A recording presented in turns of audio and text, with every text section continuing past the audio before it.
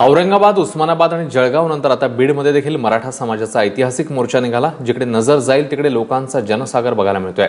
मोर्चामध्ये जमणारी गर्दी पाहता याआधीच बीडमधल्या सगळ्या शाळांना सुट्टी देण्यात आली आहे। शाळा आणि महाविद्यालयीन मुलं तसंच नोकरदार, शेतकरी आणि महिला वर्ग या मोर्चात मोठ्या प्रमाणात आहे। महत्त्वाचं म्हणजे या मोर्चामध्ये कोपर्डीतील निर्भयाची आई, तिची चुलत बहीण देखील सहभागी होणार आहे। अहमदनगरच्या कोपर्डी गावात घडलेल्या बलात्काराचा निषेध, आरोपींना फाशीची शिक्षा, अॅट्रॉसिटीचा गैरवापर, मराठा आरक्षण असे अनेक मुद्दे या मोर्चाच्या केंद्रभागी आहेत। सर्वसामान्य लोकांसोबतच सर्व पक्षांचाही या मोर्चामध्ये सहभाग असला तरी कोणत्याही नेतृत्वाविना हा मोर्चा काढण्यात आलाय। जिल्हाधिकाऱ्यांना आपल्या मागण्यांचं निवेदन देऊन हा मोर्चा संपल्याचं जाहीर करण्यात येणार आहे।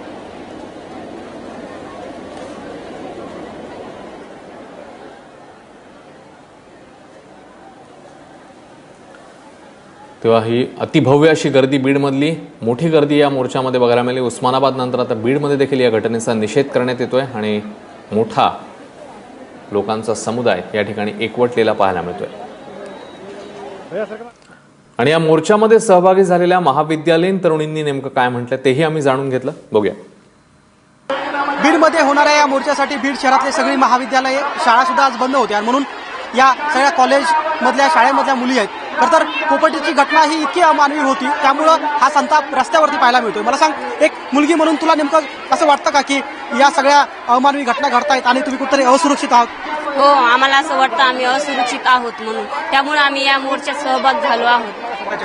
कुठले प्रश्न आहेत मला सांग, की काय वाटतं एक मुलगी म्हणून आज तुम्हाला संरक्षण मिळत नाही, तुम्हाला रक्षण मिळत नाही? ज्या मुली आपल्या भारताची शान वाढवतात त्याच मुलींवर आपण असे अत्याचार केल्यास देश आपला कधीच पुढे जाऊ शकणार नाही। लोक आपल्यावर अशी वेळ येते, त्यामुळे सगळ्या आई वडिलांनी विचार करायला पाहिजे। घरातून निघताना आम्हाला स्कार्फ बांधल्याशिवाय बाहेर पडता येत नाही का लोकांची मानसिकता बदलली आहे। त्यामुळे आम्हाला वाटतं की सर्व लोकांनी या सामील व्हावं। पण एक मुलगी म्हणून काय वाटतं तुला की असे खरंच मुली असुरक्षित आहेत?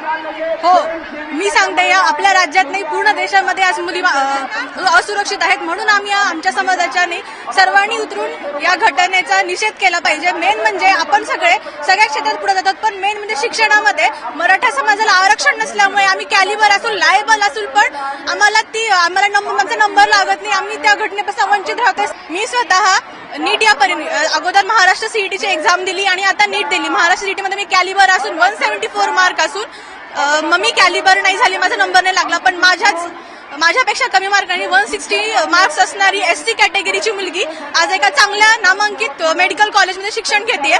माझ्यापेक्षा कमी मार्क असून मी का तिला लागतो, पण मी कॅलिबर असून माझा का लागत नाही? आमचा काय गुन्हा की फक्त आम्ही आरक्षण नाहीये म्हणून? मुली खरंच असुरक्षित आहेत। मी सध्या 8वीला जरी शिकत असले तरी रस्त्यावरून जाताना मुलं सारखं पाहत असतात, चिडवत असतात।